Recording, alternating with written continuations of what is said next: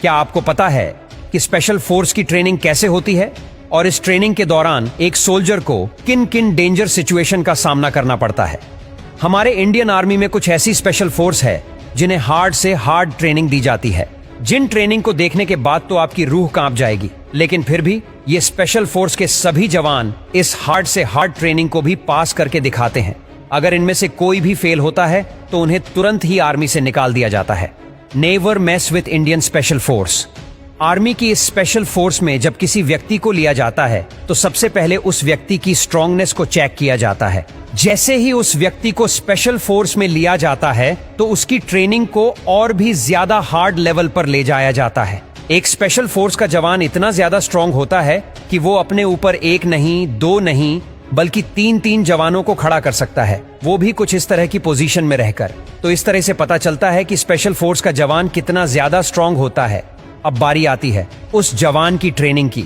अब आप इन वीडियो को देखने के बाद समझ जाएंगे कि दिन भर में एक सैनिक 3 से 4 घंटे तक ट्रेनिंग करता है, जिसमें हर एक सोल्जर को ऐसे पड़े हुए पत्थरों के ऊपर से लेटकर जाना होता है। इनके हाथों को पीछे बांध दिया जाता है या ये अपने हाथ खुद से ही पकड़ लेते हैं और उसके बाद इन सोल्जर्स को इन पत्थरों के ऊपर लेटकर जाना होता है। वैसे तो यह ट्रेनिंग देखने में ही इतनी ज्यादा टफ लग रही है, लेकिन यह ट्रेनिंग और भी ज्यादा टफ तब हो जाती है जब इस ट्रेनिंग पर शर्तें लागू कर दी जाती है। इसी के साथ इन सोल्जर्स के ऊपर बर्फ जैसा ठंडा पानी भी डाला जाता है।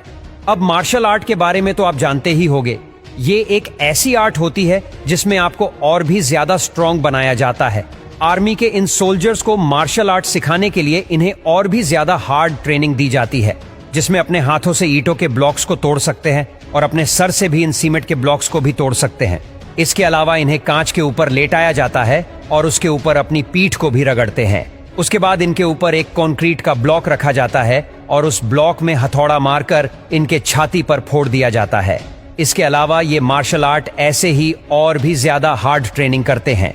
ये सोल्जर्स इतने तेज होते हैं कि ये किसी भी बिल्डिंग के अंदर इस तरह से घुस सकते हैं कि बिल्डिंग के अंदर बैठे व्यक्ति को पता भी नहीं चलेगा कि कब ये फोर्स बिल्डिंग के अंदर आ चुकी है, क्योंकि इनके काम करने का तरीका इतना फास्ट होता है कि ये चंद सेकंड में ही पूरी बिल्डिंग को ही कैप्चर कर लेते हैं।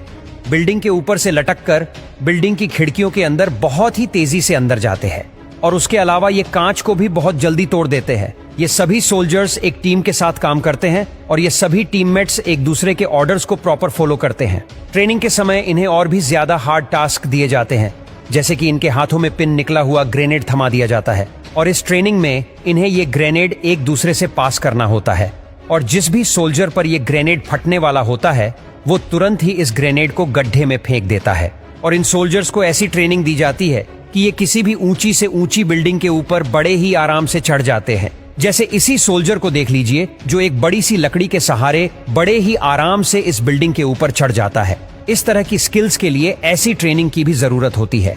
आप लोगों ने देखा होगा कि जो सोल्जर्स पहाड़ों पर तैनात होते हैं उन जगहों पर बहुत ही ज्यादा बर्फबारी होती है और ठंड भी उतनी ही ज्यादा होती है। तो ऐसी एक्सट्रीम कंडीशन में भी इन सोल्जर्स से ट्रेनिंग कराई जाती है, जिसमें इन्हें -30 डिग्री सेल्सियस के टेम्परेचर पर नंगा करके खड़ा कर दिया जाता है।